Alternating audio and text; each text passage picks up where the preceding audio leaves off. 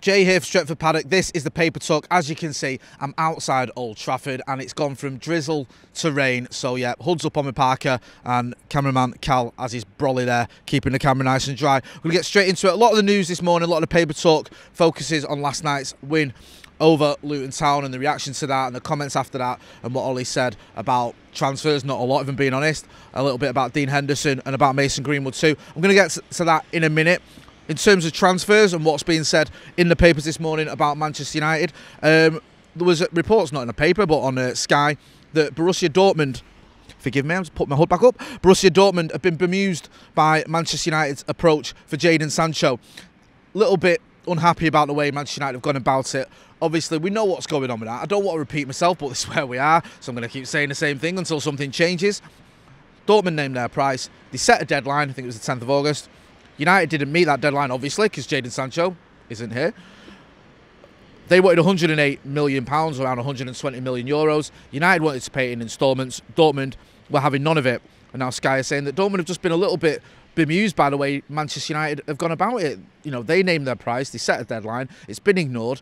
We don't know what's happening with these negotiations in terms of has there been any movement, but all the signs seem to be the only way Jadon Sancho is going to come to Old Trafford is if United meet the price and pay it all up front that Dortmund asked for in the first place. So they're not very impressed with the way that Manchester United have gone about the business in terms of not meeting that deadline, not paying the money that Dortmund were asking. You know, if you want Jadon Sancho, this is what you got to pay, and you got to pay it pretty much all up front. United, of course, had a different approach because they were saying, well, you know, there's a pandemic, we'll pay some in instalments.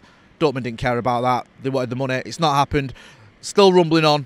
So we'll have to wait and see if there is any movement. But the clock is ticking. Obviously, the October the 5th deadline, which is the transfer deadline day, is looming, and there's no negotiating around that one.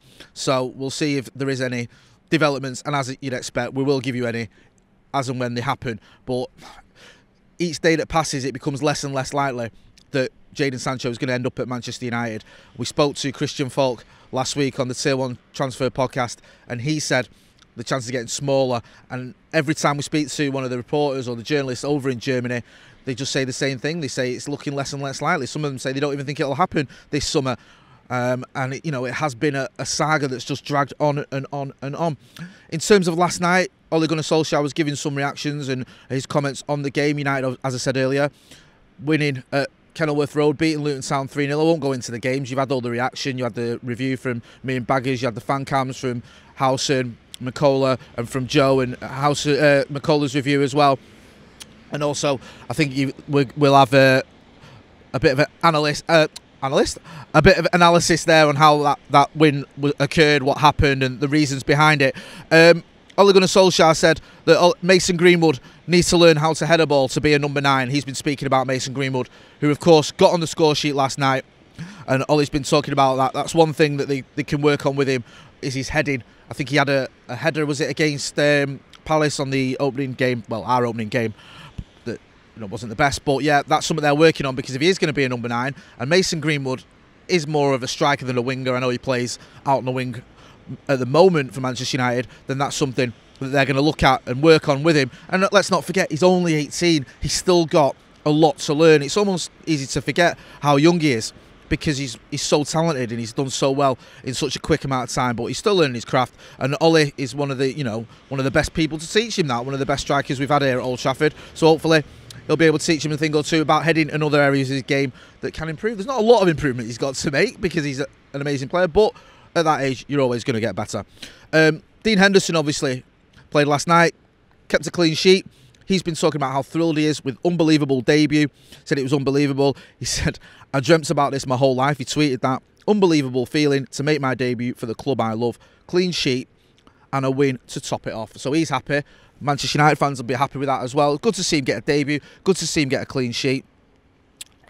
Lots of people saying, well, is he going to start? Is he going to do this? I think Ole Gunnar Solskjaer has praised, obviously, Dean Henderson, but he said, you have to make, about Dean Henderson, he said, you have to make saves when needed. This is Ole.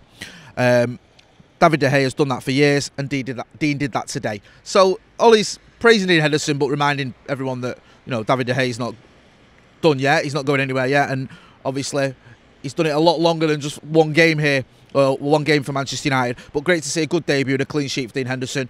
And we know that we've now got two excellent options for goalkeeper, David De Gea and Dean Henderson, of course.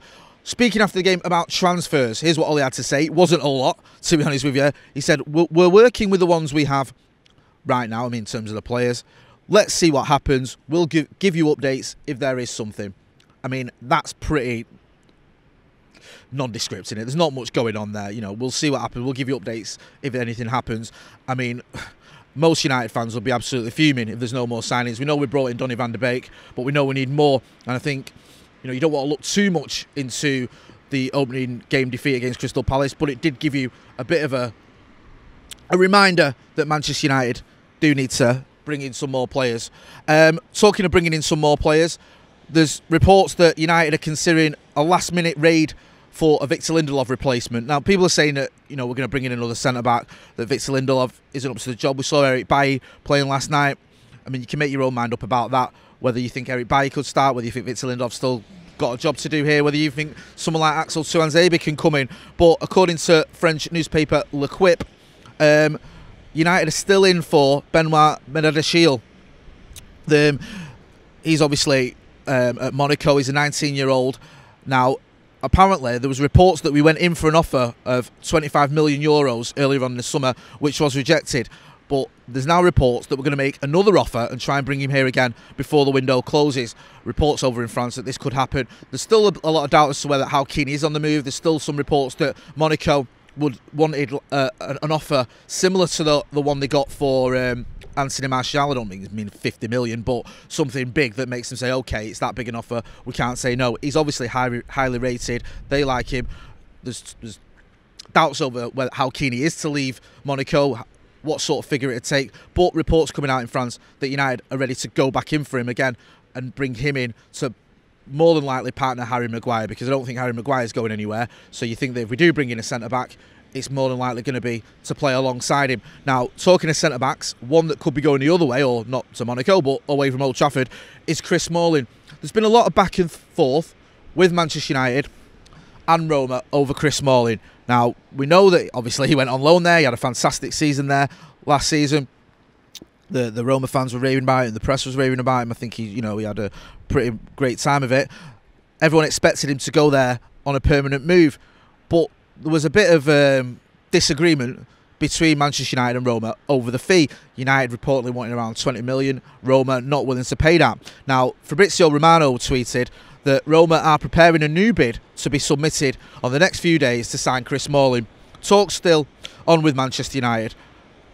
Solskjaer, this is the tweet from Fabrizio Romano, but it's quoting United Report. It says, Solskjaer via United Report, at the moment we've not had any bids up to the level that we want. So that's the situation. I think that quote that United Report had originally came from Sky Sports. So you can see there that there's a bit of a stalemate between Roma and Manchester United over Chris Smalling. Smalling obviously wants to go.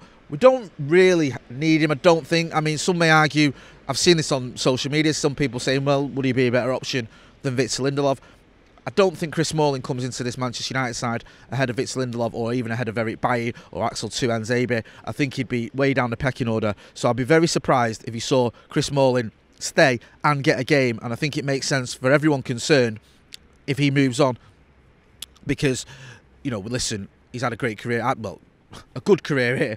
You can say, he helped win a title early doors in his career. He's won some trophies here. I actually think Chris Smalling will be fondly remembered when he's left. I think he gets a little bit of stick now, but I don't think he's had as bad a time of it as people make out. And I think sometimes people sort of tar him and Phil Jones with the same brush, but I don't think that's wholly fair. It looks like this may drag on a little bit. We expect Roma to come in with another bid.